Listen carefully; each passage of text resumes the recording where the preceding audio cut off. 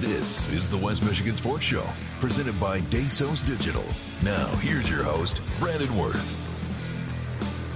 Hello, and welcome into another edition of your favorite, maybe favorite, high school sports coverage podcast and radio show here this Saturday on WBRN. Brandon Wirth joining you here as we give you another great episode here at the West Michigan Sports Show. We'll get into the local sports report and get all of our scores from over the week, as well as recap some championships that happened, especially on the cross-country course. We'll talk about that as well. As to finish out the show, we're talking the health of athletes. Obviously, we are near a lot of the campaigns when it comes to fall sports, as cross-country is nearing an end. Soccer, for some teams, has already met an end. Some are carrying on, as well as football nears the end of the regular season. So there's a lot that goes into keeping the body healthy for a lot of these athletes that are playing three different sports. We're seeing a lot of injuries starting to flare up. I'll tell you why the weather has to do with it, as well as some ways that you can combat those and keep you healthy. There's a lot of things that I've learned over my tenure. Hopefully they can help you a little bit. Not calling myself an expert, because I certainly don't know enough about the world of health and sciences when it comes to the human body. But with my experience, I know just enough that might be able to help you and your athletes. But before we do that, big thanks to those that support the show. And if you want to be a supporter, be sure to call 796-7000 during business hours. Let them know, hey, I want to be a part of the sports coverage here at WBRN and the Big Rapids Media Network, and we'll get you hooked up, because we have so many great supporters, and thank you all that do so. Those include, that are not limited to, Johnson's Automotive, the Schuberg Insurance Agency, Quality Car and Truck Repair, Ultra Care Big Rapids, Paris Auto Sales and Service of Big Rapids, Moda, the Mecosta-Osceola Transit Authority, and the Mecosta-Osceola Career Center, as well as our primary sponsor, Dasos Digital. Navigate your way through the digital wilderness with the experts of Dasos Digital. All right, let's get into the local sports score report here in CSAA, Central State Activities Association action. That was a lot of a mouthful right there. Back to October 12th we go. That was last Saturday. We had some volleyball tournament action for the White Cloud Indians playing in some matches there in volleyball. They would get one win on the weekend. They would win over Orchard View by a score of 2-0. They would get a two-set tie against Onekama, 1-1, the final there, and would fall to Hart, the Pirates, and Cedar Springs, the Redhawks, both by scores of 2-0. October 15th, also some volleyball action. Grant takes down Big Rapids in sweep fashion, 3-0. Moly Stanwood does the same to Kent City and the Eagles by a set score of 3-0. Newaygo over Chippewa Hills by a score of 3-0. And the Coyotes over the Tri-County Vikings. You can probably guess the score at home. Yes, the pattern stays true, 3-0. Also on October 17th in volleyball action, Central Montcalm against Vesterberg in non-conference play. It would be the Hornets over top of Vesterberg, 3-0. Also got football from this past evening on this Friday night. If you're listening live to us here, be sure Saturdays, 3:30 p.m. Eastern Standard Time on WBRN 107.7 always, occasionally 96.5 and 1460, depending on if the Red Wings are playing. If you're listening live, they are over on 96.5. So if you go listen to them and push me aside, you can always go back and re-listen to episodes on WBRN and Spotify and Apple Podcasts. But to the gridiron, Friday Night Lights, we got football for you. How about the Cardinals taking down Coopersville? What a defensive performance from Coach Seltzer and Big Rapids. They win over the Broncos 24-7 at home. Big Rapids now just needs a win over Alma, according to our playoff points. That will get them home field advantage through district play. How incredible that would be. We will break that down on the rundown. You can catch that on BigRapidsDailyNews.com. Me and JT will break it all down for you. All the great scenarios upcoming here for week 9 of the regular season. Central Montcalm over White Cloud in crushing fashion. Not even dominant, crushing fashion. It was all Hornets over the Indians, 62-6. Central Montcalm's offense looks to be a force that certainly can't be reckoned with as of yet. Grant over Chip Hills. What a win for the Tigers. They win 35-12 at home. So Grant gets the win, as well as we saw a win for Kent City over Moly Stanwood. The Mohawks fall to the Eagles by a score of 46-6. Newaygo against Lakewood. This game, a lot higher scoring than many would have guessed, but it is the outcome that we guessed. Lions on top of Lakewood, 53-36 there from Newaygo. Reed City takes down Tri-County. Dominant first half on the ground, and they continue to pound the rock, and they win over the Vikings 52-6 in Howard City. And then we also got non-conference action, Lakeview against Hemlock, 14-12. Lakeview falls to Hemlock. There, that one goes final. So those are the scores that we have to recap here from volleyball and football action. But while we have some more time, you know how badly I want to highlight cross country. So we're getting right into it. We'll go to the CSAA red side of it first. And I have to say this first and foremost. It was amazing. I was so glad to see. It was not the greatest of weather. It was very cold. It had some rain involved. And so it was not the most ideal spectator-friendly conditions, but it really was impressive to see the show at Reed City's first championship home meet since I can remember looking back in the yearbooks. It's an incredible feat. Thanks to all that came out, those that came up and said hi. Glad to talk to some folks, and it was absolutely a blast being able to see that. And as an alum on my home course, seeing a championship, it really does bring tears to my heart for how cool it was and how cool the race was for sure. A tight race indeed on the red side. We'll start with the boys, and it was very, very close, to say the least. There was rumors speculating that Big Rapids might have upset Tri-County while we were at the meet. Unfortunately for Coach Ashley and the Cardinals, they fall by 7 to Coach Rackley and the Vikings. 37-44. Tri-County wins. Obviously, lowest score wins in cross country, similar to golf. And then Reed City with 50 team points in third. And then Chippewa Hills, the fourth place finisher in the team standings with a score of 103. Your individual CSAA red champion is none other than Gus Rohde. A dominant regular season. Goes into the postseason with a lot of momentum. 16:09. He ran a course record. Sure, it's only 2 years old, but you got to admit that's pretty good. 16:09 wins him. Hayden Gould and Cayenne Deem of Big Rapids take the silver and bronze medal positions if this were the Olympics. 17:03 and 17:12. David Castrojohn of Newaygo in the fourth spot as a sophomore. Alex Culver in fifth for Tri-County as a junior. Paul Saladin takes the sixth spot for Reed City. Jackson Lumbert, Rocket Wilson, Henry Kaufman of Tri-County, 7, 8, 9 apiece. Jacob Simon of Chip Hills, the first Warrior finisher, coming in at 10th. Braden Vanos of Big Rapids in 11th as the junior, finishes 18:08. Abraham Kianis, the first freshman in the field, at 18:14. Caleb Cole for Tri-County there at 18:18. Keelan Monreal of Tri-County there in the 14th spot. And Austin Dolman of Big Rapids finishing at 18:21. Your top 15 finishers from this meet. So that is on the men's side. We'll flip on over to the other side for the women. And it was definitely a race that was going to definitely come down to, would anybody be able to stay in Chip Hill's way? And the answer was no. The Warriors dominate. They win with a score of 30 points.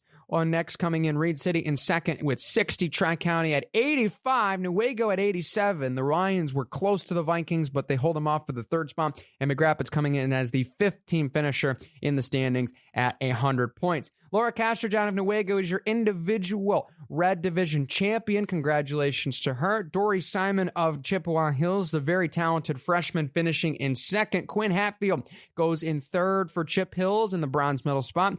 Ellison Foster of Newaygo, the freshman, in fourth. Marla Walcott of the Coyotes there in fifth. Elizabeth Ontis, sixth for Chippewa Hills. Clara Smoos of Reed City, the senior, finishes in seventh. Peyton Nellis of Chip Hills in eighth spot. Anna Packey in ninth, 22:16. Castrojohn's winning time, by the way, 20:05 for those looking for reference. Raquel Welch of Big Rapids in the 10th spot. Augusta Bowman in the 11th spot at 22:35 for Chip Hills. Summer Adams at 22:40 in the 12th spot. Nora Kaufman, 13th for Tri-County. Sahara Davis and Hallie Hervey, 22:47 and 22:48 apiece for the 14th and 15th positions. So there is the red. While we have just a few minutes of time, I'll also like to highlight the white division as well, as their championships were also held this past Tuesday. And it sounded like a great meet altogether there, especially. It's great to see, looking at all of these schools, being able to have meets hosted at these venues. It's such a privilege for a lot of these schools because it brings in so much money,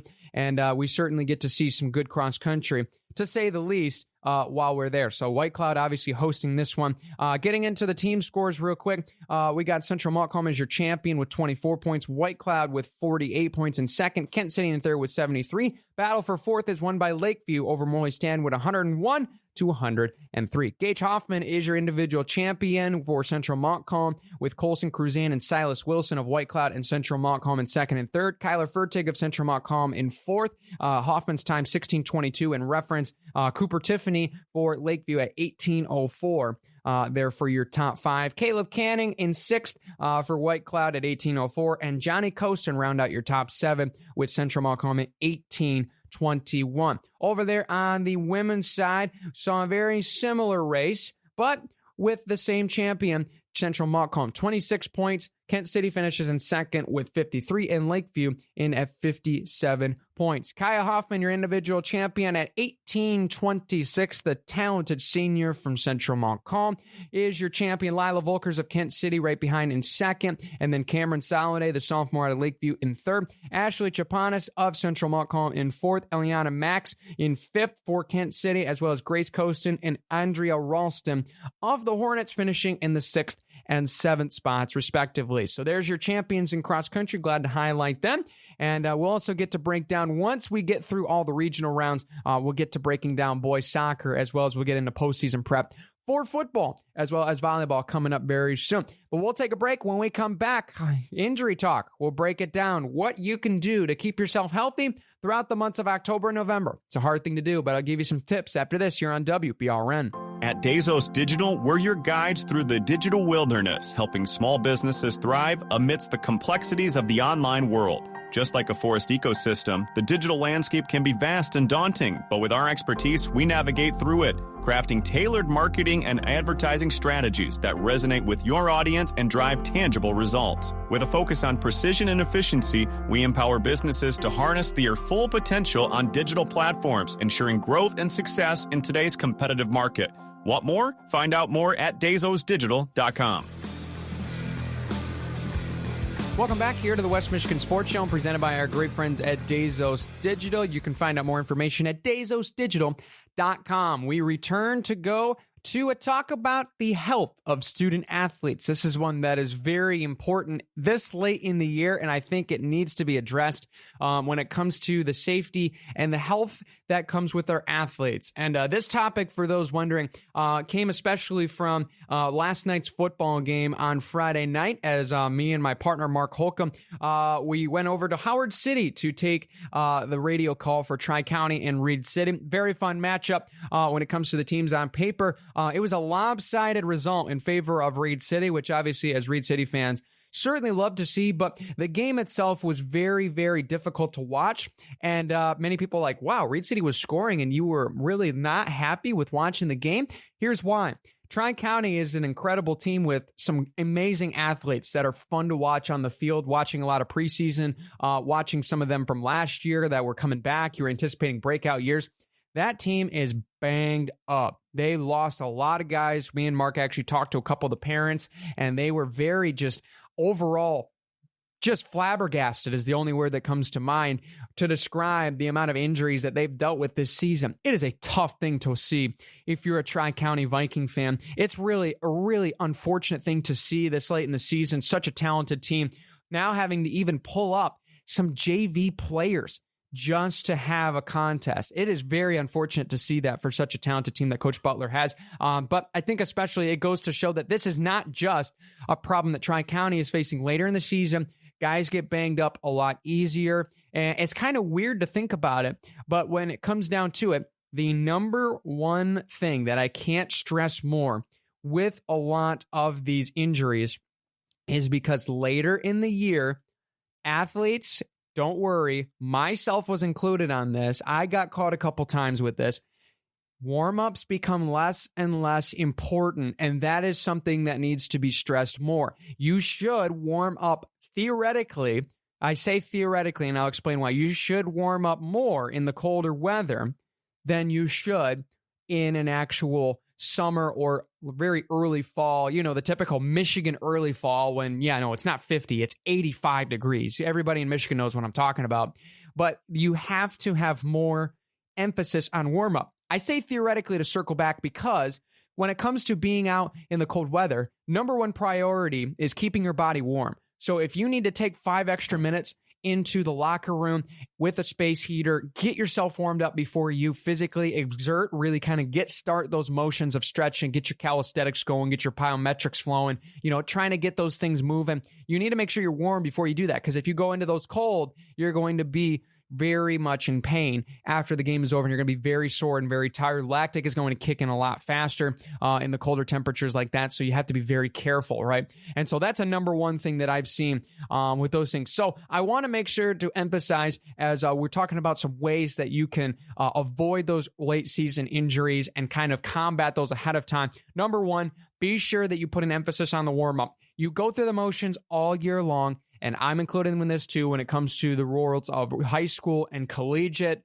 competition. It's the same thing. You warm up and you go through the season, and the warm-up gets a little bit shorter, a little bit smaller, and that kind of leads to the point where you kind of go through the motions a little bit. Make sure you put an emphasis on the warm-up each and every time that you are on the field, whether you're on the court, whether you're on the competitive surface. Make sure that you put an emphasis on your warm-up, because your body needs it. You won't believe the amount of times that some people say, well, I did this a little different. I kind of skipped this, and this week I got hurt.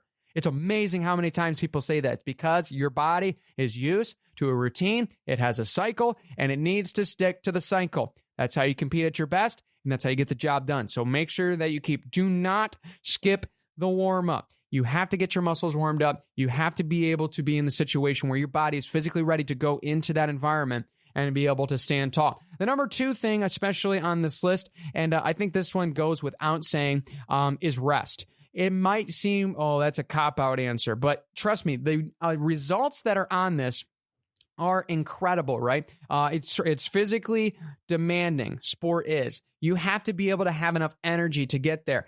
And no, please hear me clearly. That does not mean that you just slam an energy drink 2 hours or 3 hours before you play in a contest. I have heard this multiple times over reading things online. I've heard stories about some people doing this, right? Natural sugar can be one thing, right? I've actually heard some cross-country athletes specifically doing going in and eating like Skittles, 15 minutes before you start, just getting that sugar foam. But that is not the same as throwing down 300 grams of caffeine before that you compete. That is not a great recipe. Any doctor that hears that is probably jumping out of their chair.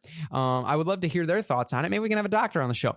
But make sure, obviously, for kids ages 13, 18, the recommended amount of sleep is 8 to 10. Sure. Are you going to get 8 to 10 every night?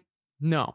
I don't think that's a realistic possibility. But if you can get anywhere from 7 to 8 to 9, you're really in the driver's seat. If you're getting 5 hours of sleep a night, and it's just getting you drugged down, walking like a zombie throughout school, getting to practice, that's not a good rhythm, because your body, in a cycle, is going to get used to that. And then when you try to fire it up, it's not going to be ready to go. So make sure that you get enough rest, because your muscles need time to repair and rebuild, especially if you got little inks, you got little tears, you got little pulls, you got a little strain. Those things need time to kind of reconstruct and get back together. And so sleep is a great time to do that. If you're only sleeping, you're still being active all but 5 hours a day and trying to sleep it off, it's not going to work. But if you give it 10 hours consistently, and you're able to stay off your feet a little bit more than you would in the normal part of the early season, then you'll be in good shape. So those are some ways here. Be sure to rest and do not skip the warm-up. Be sure to almost emphasize. That doesn't mean warm up more in terms of time and duration. Sometimes it is necessary, but that doesn't mean that you should go off later in the season. Oh yeah, I've done this all year. I should be in the situation where I'm going to be fine. You cannot do that. A third thing that is very common here this time of year, and I can't stress this enough, is dehydration is actually a major issue in the winter months. You might be thinking, why is that? Because, first of all, we attribute dehydration to warm weather, right? Going into 85, 90 degree heat, where then dehydration leads to cramping, right? A lot of athletes cramp. Their muscles are not able to withstand without having that intake of water. And so the cycle obviously gets really tightened altogether, and that leads to a lot of cramping. Cold weather cramping is actually more common than you think. You just might not realize it.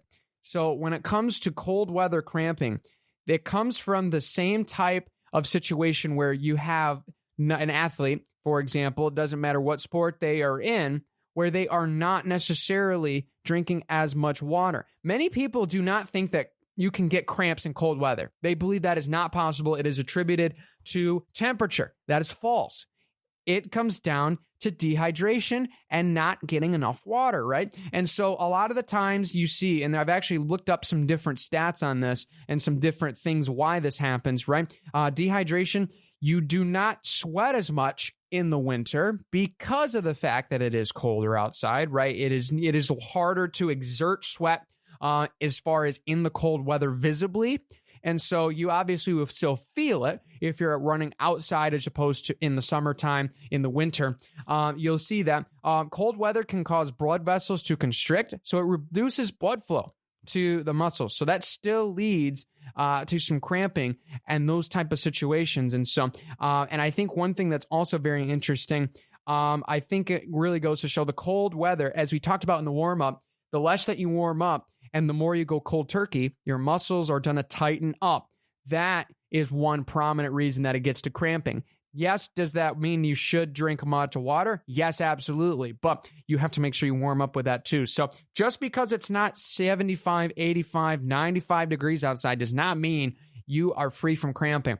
Drink water regularly. This is something, if I could probably go back and change a couple of my habits during my collegiate campaign and seasons, I would 100% do that, because I know there were good seasons where I drank a lot of water, and there were some where I could almost directly attribute not drinking enough water. Being cognizant, making sure you have a water bottle with you whenever you can get water, whether it's going to a drinking fountain, whether it's bringing a water bottle to and from your work, to and from your class, to and from your practice, no matter what it is. Be sure to always have water on you, and make sure that you get water in immediately after your practice. Do not wait. Your body needs food and it needs water very, very close after, in proximity of your workout or practice. So even if it's a granola bar, even if it's just something quick, a piece of fruit, no matter what it is, get something in you, because the more that you wait, the more that cycle is delayed, and the more you're going to get hungrier and you're going to get more thirsty, and that's going to cause you to then stockpile. Then you're going to feel like you're really, really bloated. You're going to feel very constricted as far as your physical activity level. So make sure that you get it in. A small amount early is better than a big amount later. And so make sure that you are cognizant of that. Those are some of the tips. Hopefully they helped you. If they did, leave us a comment on WBRN.com on the contact form. Let us know what you want to hear from on the show. And we'll make sure to weave it in the schedule for you here as we continue on into the month of October, into the final 2 months of 2024. Man, how time flies. That's going to do it for me here on West Michigan Sports Show, presented by WBRN, as well as our great friends at Bezos Digital. We'll see you next week, same time, same place, right here on News Radio, WBRN.